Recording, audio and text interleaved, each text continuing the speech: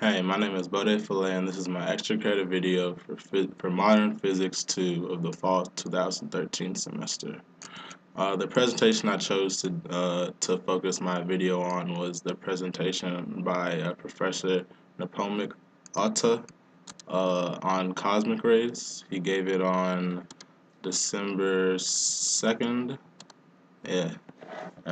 So this presentation was pretty interesting to me because of my background in astrophysics already from one of the high-level physics courses I took in high school. So I found that I could relate to a lot of the topics that he was already discussing. And the main focus of his presentation was to discuss the various methods to which people retrieve information on cosmic waves and exactly what these methods can tell us about these cosmic waves. So first, I should probably start off with telling you guys what cosmic waves are.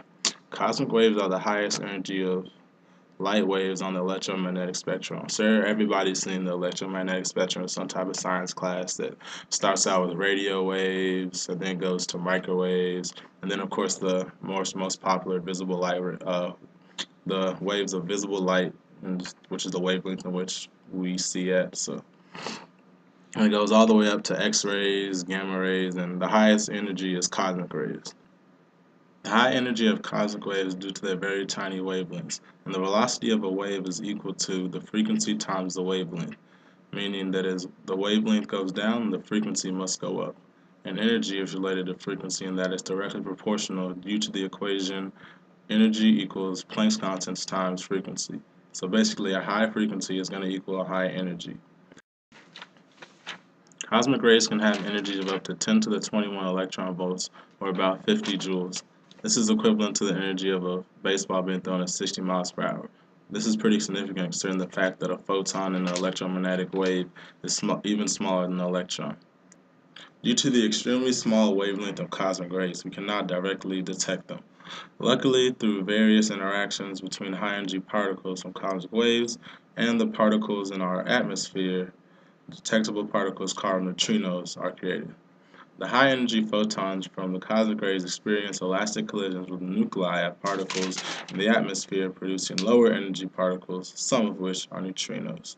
Astrophysicists use a neutrino detecting device to pick up the energy readings on neutrinos produced by these collisions.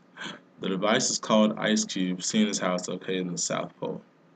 IceCube consists of many well-spaced out neutrino detectors. By using the time difference of the neutrinos received and the spacing between the detectors, they have developed an algorithm that can also tell them not only the energy of the neutrinos, but the direction from which the initial cosmic rays are coming from.